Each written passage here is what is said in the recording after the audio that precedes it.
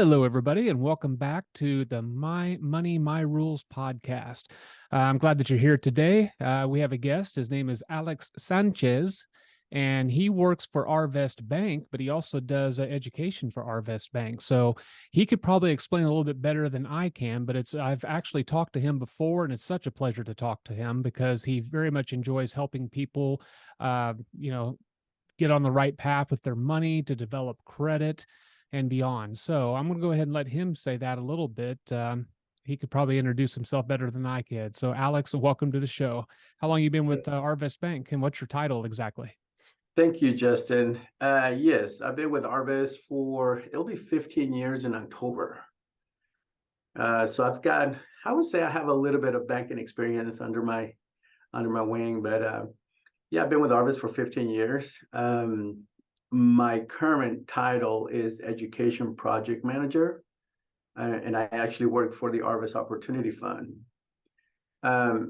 So a little bit about my job role is to educate our frontline associates to communicate and to give out information to those customers who have been declined for a consumer loan. And we're talking about those customers who've been declined maybe because their credit was too low, or maybe their debt to income maybe was too high. Debt to income is just a formula that we use to approve customers who apply for loans. And it really means if you have too many bills and you don't make enough money, you don't have enough money to pay that loan back. That's just simply what it is, and more simpler terms. So my job is to help those frontline associates communicate, the resources that we have to help those customers better themselves financially. And that's basically what I do. I also have taught financial literacy in the past in my previous role. A lot of times, Arvest, one of our part of our mission and our vision is to be involved out in the community, give back to the communities that we serve throughout our footprint. And a lot of times we were invited to give out some financial literacy classes to nonprofit organizations here in the River Valley, Fort Smith, and like I said, throughout our footprint. So I have taught financial literacy classes in the past. I know you're a teacher as well, so you know what I'm talking about. Sure do. So I would go out and teach classes about credit, about budgeting, about banking, just to those individuals who are either underbanked or unbanked throughout our communities. And we have some folks, who have no one has really taught them about credit. How do I start my credit, or how do I fix my credit, or a budget? We are currently living through some difficult situations with our economy, and there's a lot of people that live paycheck to paycheck. Well, modern days probably from direct deposit to direct deposit. Nowadays, Right. you don't really get a paper check anymore. Of course. Yeah, but a lot of these folks, just kind of need that guidance to help them maybe create a budget. How do I create a budget? Where do I start? And maybe some of them do have credit, but maybe they got in some tough times in the past and their credit is not where it needs to be. So there's a lot of times that's where we get involved in helping some of these folks better themselves financially. So that's basically my role here at Arvest. Okay. And it makes me kind of curious. It's something I didn't ask you in the last interview we had was, have you ever, well, actually, I'll start it this way. What is the youngest student that you've had? Have you had students that are like in high school or even earlier before? Um, we taught, and when I said I had a partner we work together here at Arvest, and we go out to different locations to teach financial literacy. But we actually did teach a class for middle school here in Fort Smith. So we're talking about seventh, eighth graders. We're talking about credit a little bit, budgeting a little bit, but I have attended high school before. I've been invited to teach, some classes at the high school level. So, and this is never too early to start teaching kids about savings and about budgeting and about credit, because unfortunately, that's some of the things that nowadays schools are not really teaching that. Yeah, and I did teach that, and I was surprised to discover that even in the state of Arkansas, there are what do you call it, frameworks for that, so it can be taught. But a lot of times, what ends up happening is some of the other classes that they have, state tests for, and things that they have to cover. Sometimes that gets put on the back burner.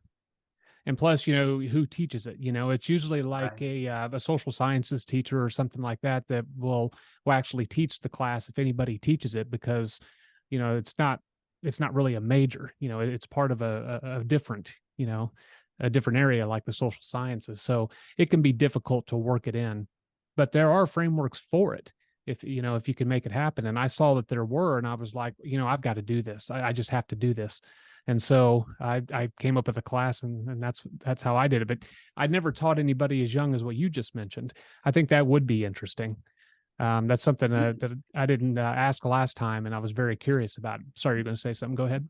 Yeah, no, that's interesting, because we also have a program at Arvest that is called Teach Kids to Save, and we actually go to elementary schools as young as third graders, and teach them how to save. We have some curriculums specifically targeted for those third graders, fourth graders, and teach them the value of money, and put them in a savings account, and teaching them at that young age.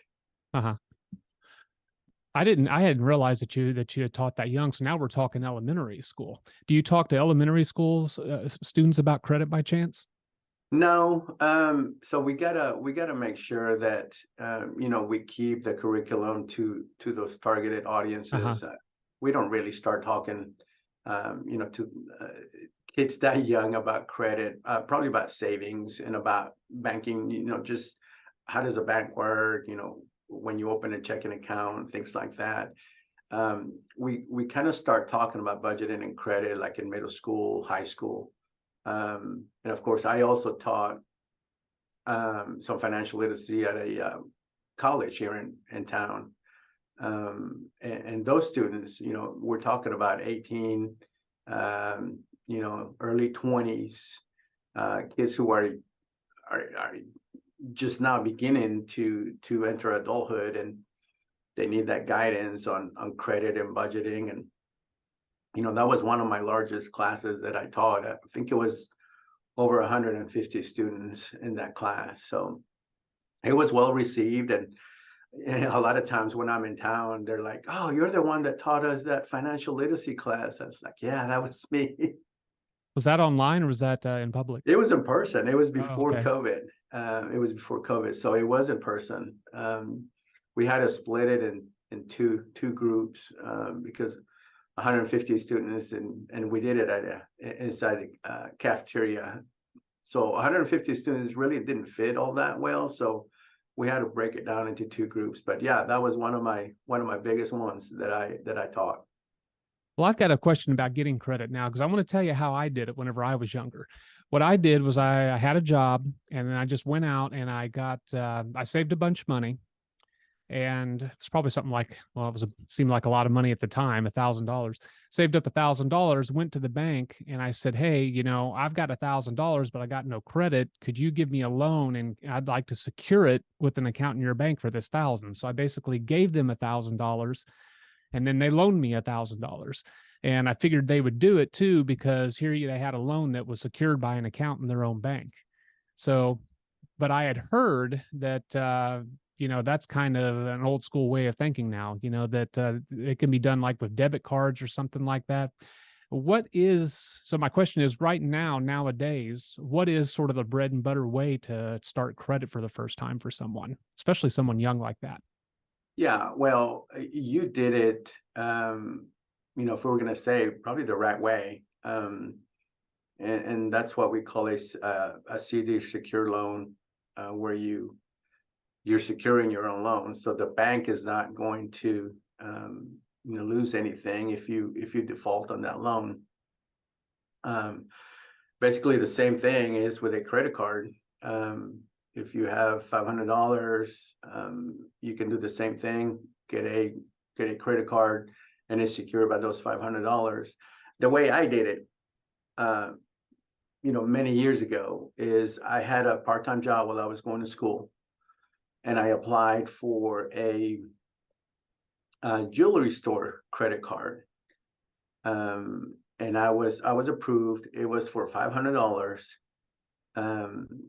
And I bought a ring for my girlfriend at the time. I think it was like $200, $250. And I made my payments, never missed a payment, paid as I went on time.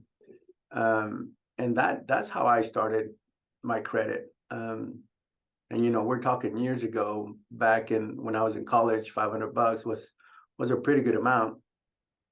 And that's how I began my credit history. But you're right. I mean, that's one way to do it. Some people tell you that if you apply maybe for a gas card or a retail store card, those are a little bit easier to get than a actual bank.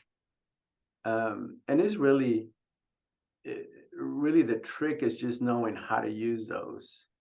Of course, when we talk about credit, is that you're buying things with the money, but you have to repay it later. You're borrowing money per se. And when you pay it back, you have to pay it back with interest. And interest is just, the amount of money that the bank is going to charge you for using that credit, whether it's a credit card or whether it's a loan, but you have to pay that money back.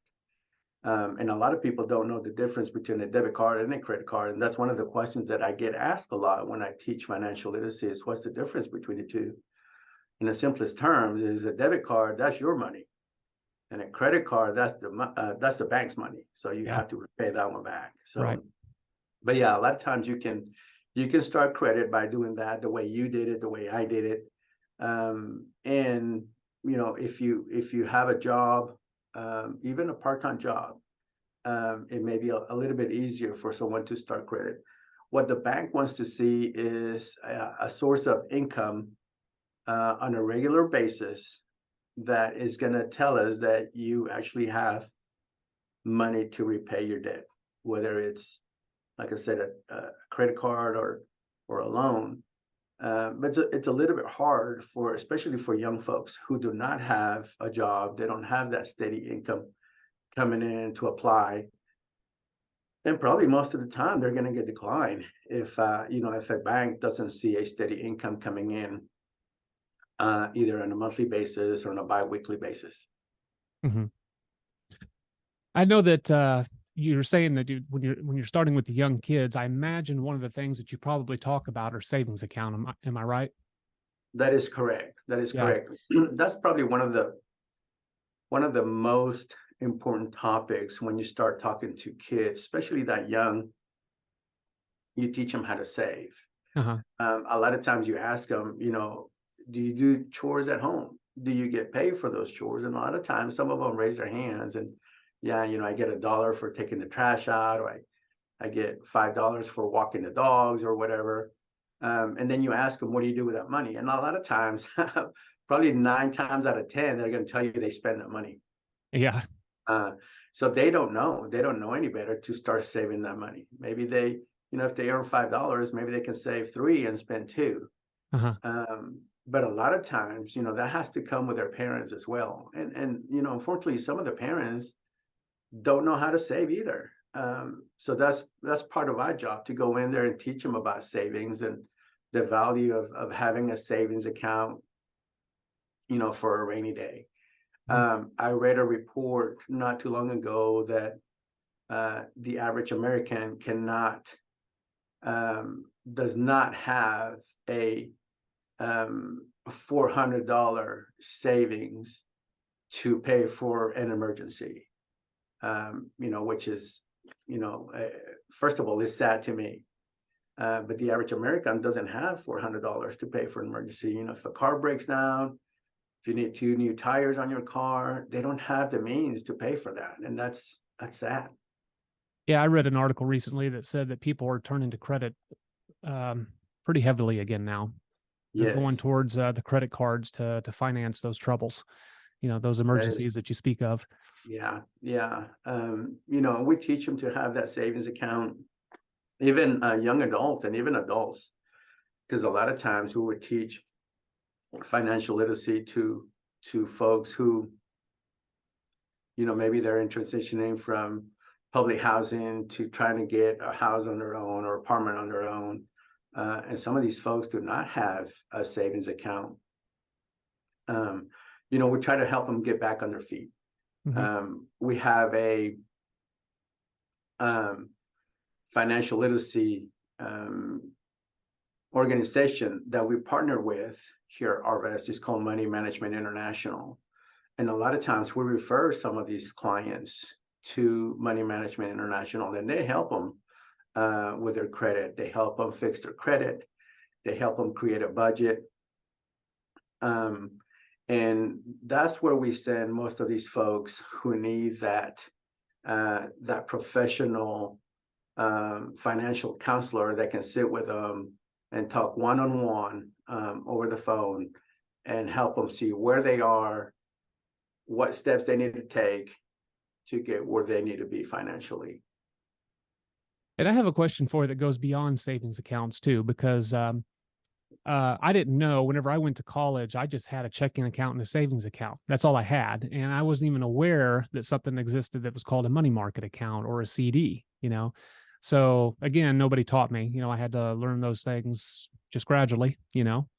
And the money market account, though, I have a question. I know you're more on the credit side of things and educated on credit, but I have a question for you. On money market accounts, I know that they pay more interest, and they pay more interest because you have to keep a minimum amount in there, and it's meant to kind of be used as a savings account, meaning that you don't want to use it as a checking account, even though you can write checks with it, because if you write too many checks, there's a penalty for that.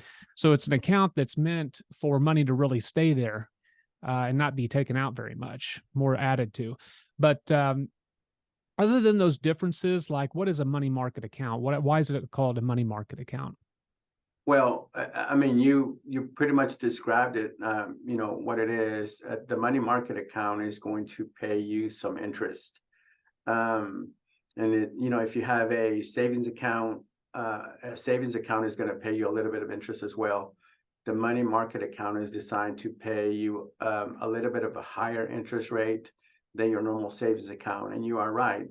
A lot of banks require for you to keep a minimum balance of that money market, and that it differs from bank to bank.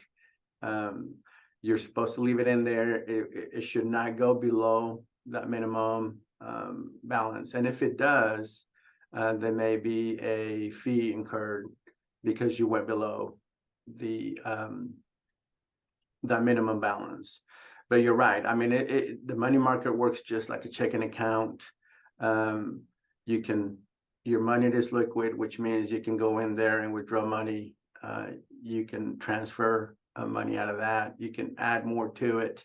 And the main difference between the two is just going to pay you a higher interest rate than your normal savings account. That's pretty much the main difference between the two. You can get money out of both. And again, every bank is different. They have different policies on the amount of times that you can take money out of the savings account or the money market account.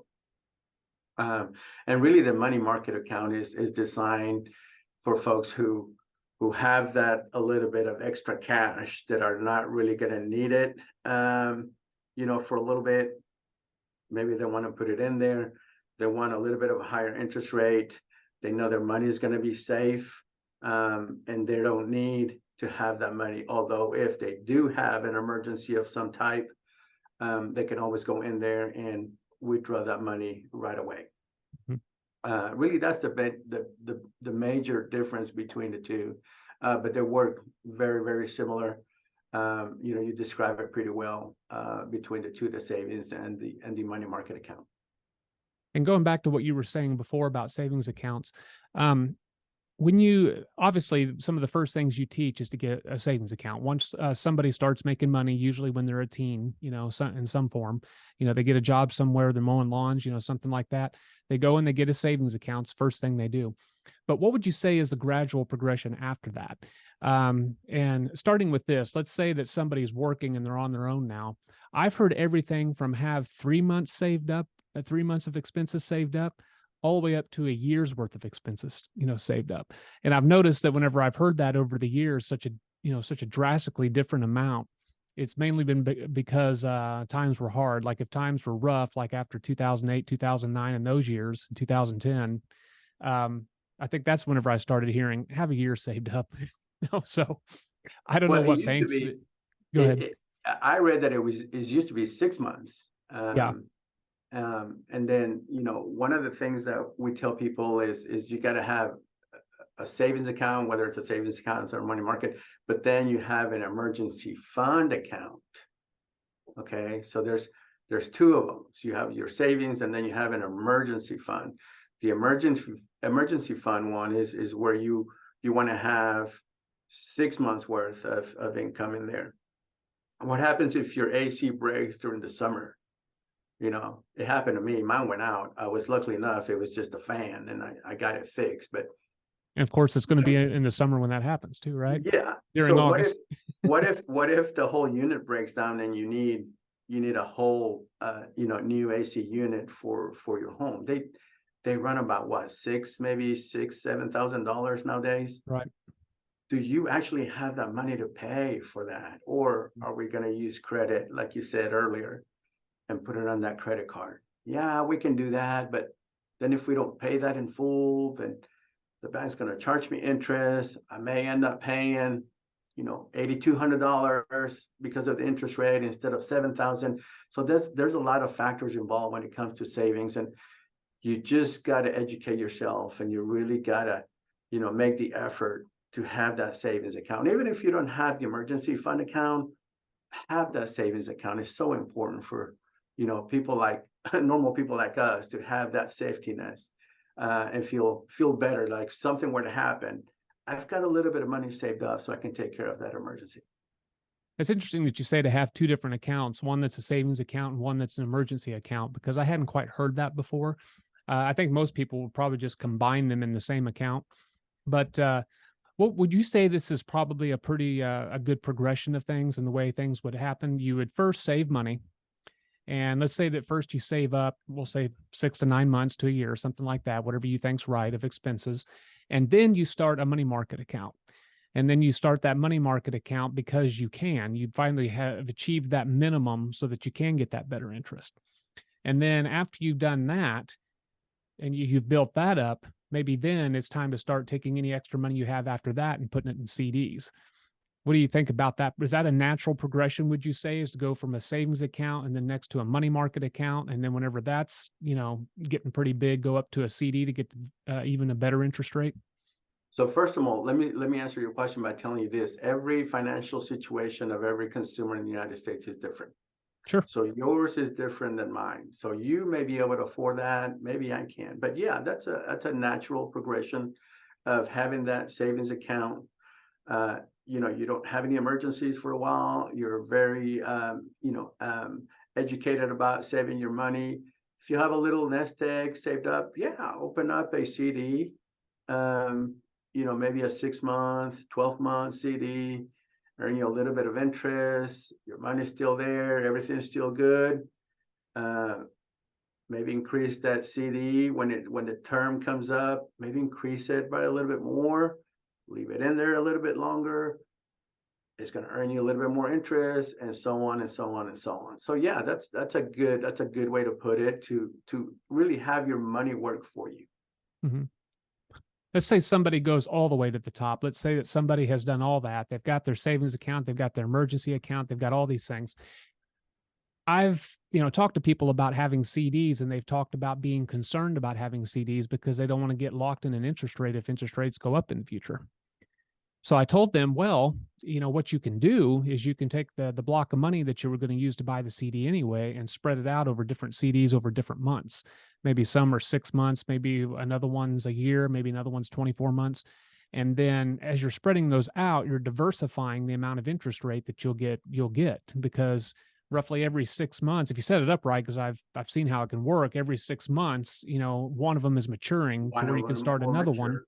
Yes, Yeah. it's And correct. then you can pay the interest rate game that way if you're concerned about it going up. Is that, do you think that's something that's commonly done? Or do you think that people just kind of go out and just take a huge chunk of money and just get one CD? Again, for people who can afford it, yeah, Yeah. that's probably a good way to diversify the money and make that interest rate work for you, like you said. For some folks, they don't want to deal with the hassle of, oh, this one's maturing. When is this one mature? Do I open up another one? So they just get all their money and put it in one. Um, Keep in mind that once you open up a CD and you put it in there for 6 or 12 months or whatever terms you want, you're not going to be able to, have access to that money. You will, but I say, some banks have fees, penalties that incur if you were to, have that money taken out, for, an emergency. You will have some penalties that you will have to pay to that bank. But a lot of times, they just want to open one up and put all their monies in one.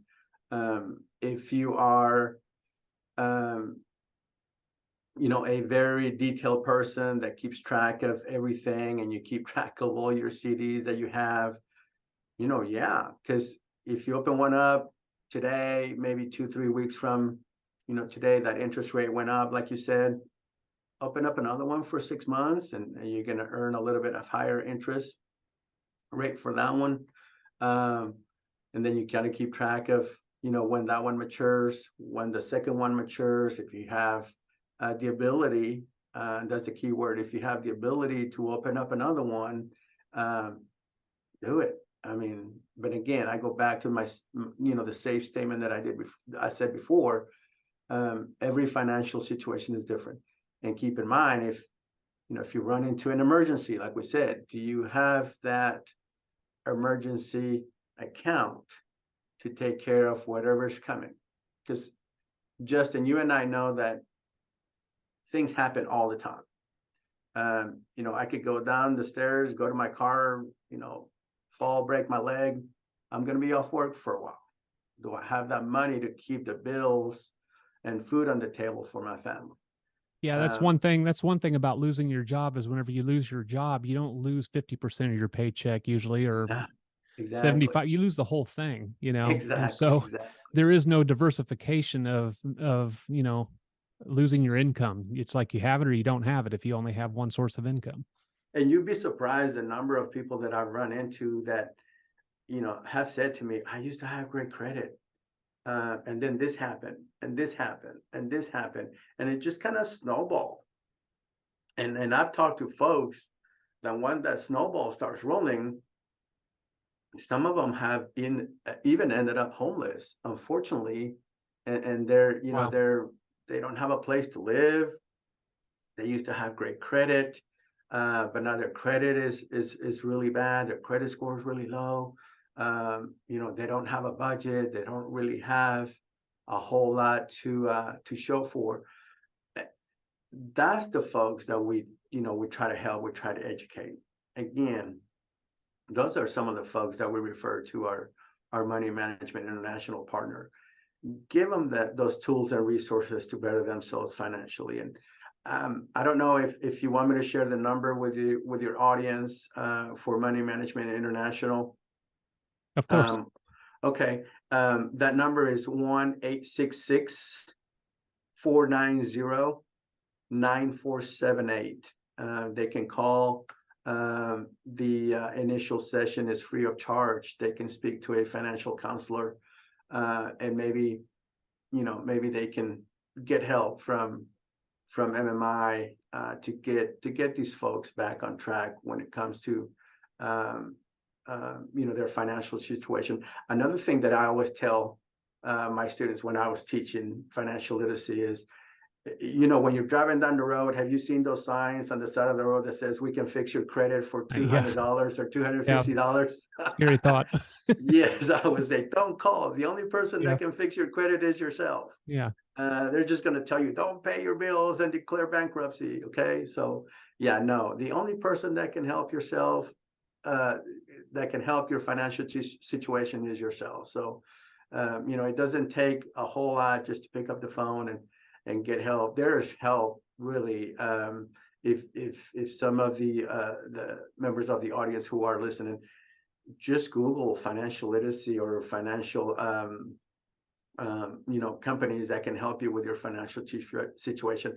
There are tons and tons out there. They can help you get back on your feet financially. Okay. And then, my last question for you is that number you just gave, and whenever people call, what kind of help do they give exactly? I mean, you kind of touched on it a little bit, but do they go through kind of like a financial advisor would do and go through their personal situation a little bit? Is that what you'd expect Yeah. if you called? They get connected with a financial counselor. The initial session will probably take about 45 minutes to an hour. MMI can do a soft pull credit, so they'll pull their credit. It'll be a soft pull. And for those who maybe are not familiar with that term, a soft pull of your credit is one that does not affect your credit score. A Oh, hard pull yeah. is one that does affect, like when you go buy a car, Right. or when you apply for a loan, when you apply for a mortgage, that's a hard pull on your credit. Right. But the soft pull does not really affect your your credit score. And then some of the things that they can help you is, like I said, budget counseling, credit counseling. They can do a credit report review. Once they do that soft pull, they can go over your credit report with you. They do student loan counseling as well. They have a debt management plan, which that one is if you are really, really overwhelmed by all the credit cards and you owe a lot of money to credit cards, they can help you with a debt management plan. They have home buyer counseling as well. So these are just some of the services that they provide, to some of the referrals that we send to them when we go out and teach financial literacy throughout the Arvest Bank footprint. Gotcha. Okay. Yeah. Good information there. Yeah. I Yeah. hope that anybody that's listening that needs that kind of help calls that number. Especially, it's probably easier to talk anonymously like that to someone about that, especially if you're going to go for 45 minutes like that. It's going to be a lot of information. That's very good. Yeah. So I mean, they'll ask you questions, and whenever you're in that situation, and a lot of people don't really like to talk about their credit, maybe because it's bad. So a lot of folks don't really like to, give out all that information. How much money do you make, or how much are you in debt? How many credit cards do you have? A lot of these folks are already in collections. Have a lot of collections out there, doctor bills. You'd be surprised the number of people that owe money to cell phone companies. And they move from one cell phone company to another one, and they owe money to 2 or 3 of them. They owe money to maybe some utility companies. So they can help you. They can help them with all that. Hopefully get connected with someone, a financial counselor, and they can help them get back on their feet. Cool. All right.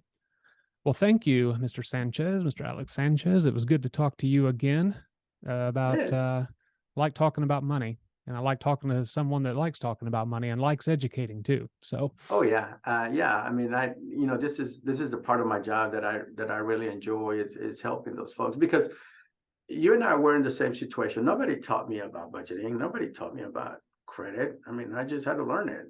And you know, you and I were lucky enough to maybe be, you know, that person that learned, you know, kind of taught ourselves from the beginning, and now we're in a good place. So I'm trying to share that wealth of information with folks who really need it. Okay. Well, great. I'm going to go ahead and put that information down underneath. If you're seeing this on YouTube, I'll put it underneath, and so that I have that phone number to be able to access that. Thank you very much, Alex, for joining us today. It was good to talk to you again a second time in 2 different languages. Yeah, you're welcome, Justin. It's been a pleasure. All right. You have a good day. Thank you. You too.